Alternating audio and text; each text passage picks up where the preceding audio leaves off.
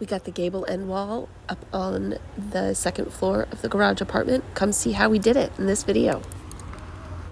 Welcome to Untamed Hearth, where adventure is a way of life and home is the cozy place we snuggle up in between. All right, guys, little update. We have taken the trusses apart. They're now in two piles. The gable end trusses, which are the ones in the front, versus the trusses that go in the middle of the building over the dormers. And we have the floor on the second floor. I'm standing on the second floor in what's going to be one of the bedrooms. See our barn. Yes, we still have braces out front because we have to brace up the trusses inside, or lay plywood down on the floor or something. Plywood in the rafters, not on top of the concrete. We've got our pile of stuff to make the gable ends up here, and we have two trusses, one and two up here, so River can start making the gable end walls, which, you know, will go right here and right down there. And this is our view from the second floor. It's really quite nice. It's a pretty view. I'm not sad about it, that's for sure. And our camping area in the barn. Anyway, things are changing. Things are changing every day. Well, apparently I don't have any pictures of the building of the gable walls. But what we did was we used the trusses, which we had pre-built from Hancock lumber, and then River built the wall structure, the studs and everything. We attached the base plate to the floor with a hinge that River made out of some metal strapping that some of our wood came wrapped in, so that the wall couldn't topple over off of the top of the building when we pulled it up. We used levers and fulcrums and stacked wood to get the gable end wall up high enough that we could then pull it up with the excavator.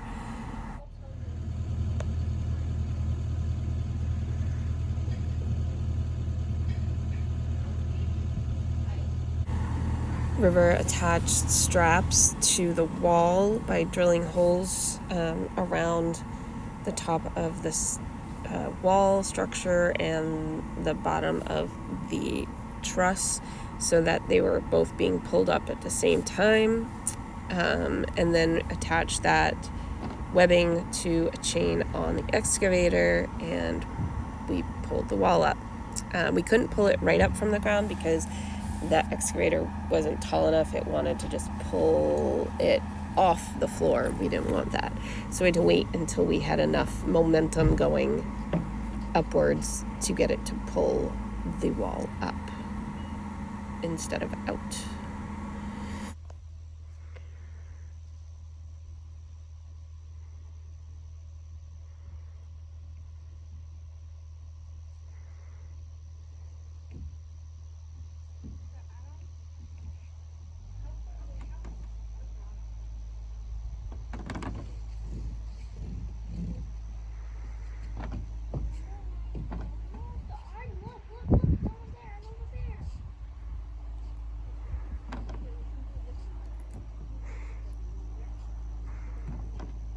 My heart is pounding right now. I'm a little nervous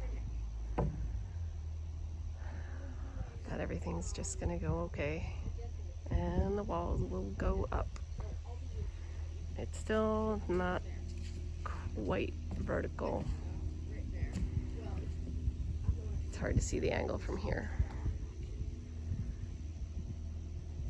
but it's not quite vertical. It's still leaning a little bit.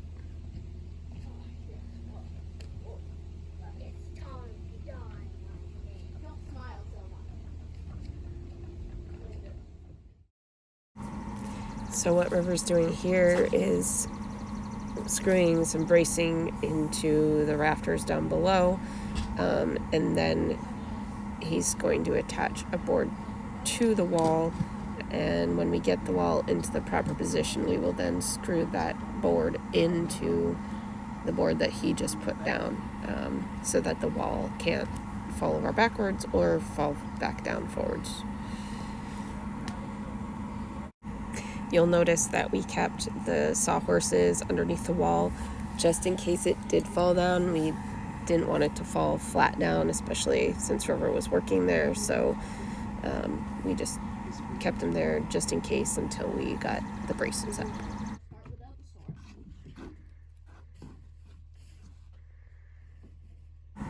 We got the braces in place, and then we used a laser level to get the wall to pretty close to 90 degrees vertical, and then we screwed in all the braces.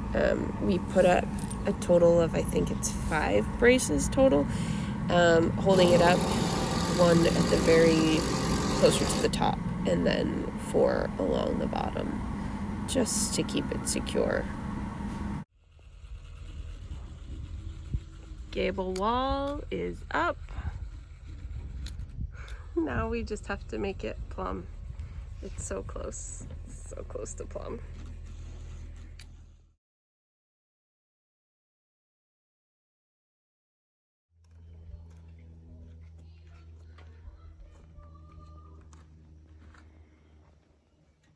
Arden invited us to have tea and hot chocolate up on the roof tonight. So we sat in our living room and we ate, drank tea, and the boys had hot chocolate, and we ended up not playing any games or anything. We actually ended up laying down and looking up at the stars. We laid there for a long time. It was so beautiful and such a cool way to celebrate the Gable being up. Hit that subscribe button and join us next time to see how the rest of our project goes. We look forward to having you.